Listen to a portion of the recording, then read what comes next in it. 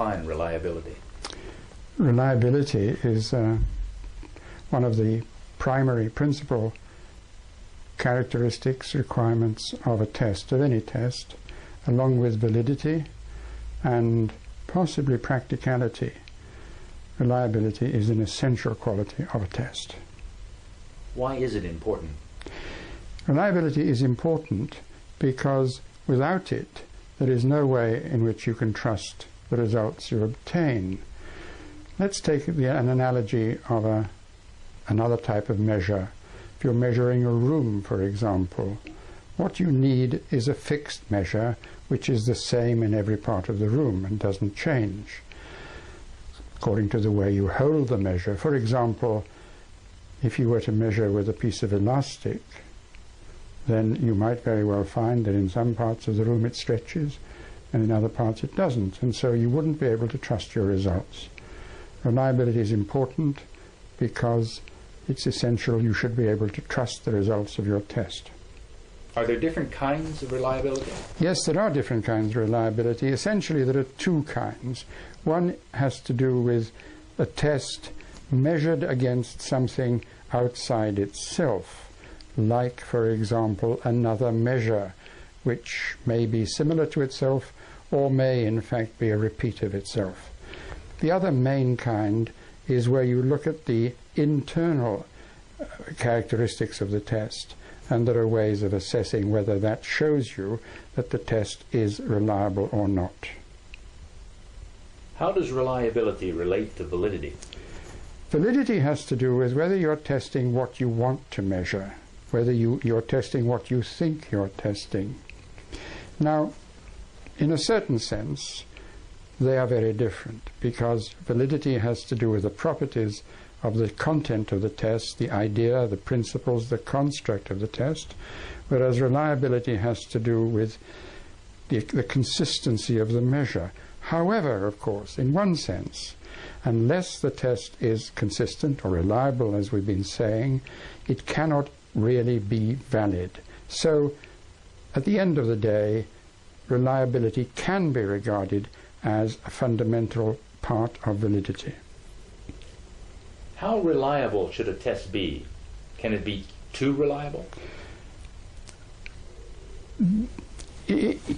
One always says that a test should be as reliable as you can possibly make it.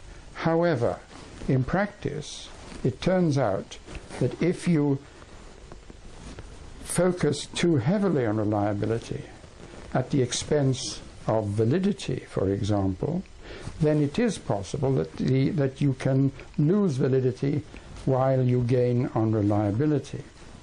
The reason for that is that what makes a test reliable, or one of the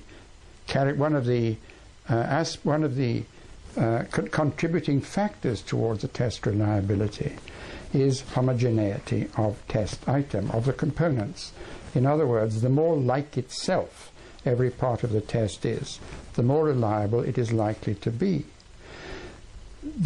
What that means is that you can end up with a test which is very reliable because it is so homogeneous, and yet at the end of the day it may not really be testing anything very interesting. How do you measure reliability? Reliability is typically measured statistically. And what that means is that you look, going back to what we said about the two main types of reliability, two main kinds of reliability, what that means is that you assess the test against an external measure, such as a repeat of the test or another test like itself, or in a slightly in another way, looking at the test as if it were already two tests, which is known as the split half method of reliability. So those are, as it were, the external type of approach, all correlational, all looking at the way in which one form of the test corresponds to another form. And the other way of doing it is to look at the internal properties of a test, which really has to do with the extent to which the test makes distinctions, because the more discriminating a test is, that is to say, the more precise it is in determining the abilities that really exist in the population you are measuring, the more reliable it is likely to be. And therefore, putting it as simply as one can, the best rule of thumb measure of a test is the extent to which it discriminates among the population it's measuring. There's one more thing I'd like to say about reliability, and that is whether it's possible to improve it or not.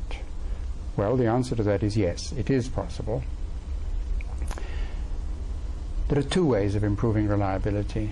One is obvious, and that is to make a better test, of course.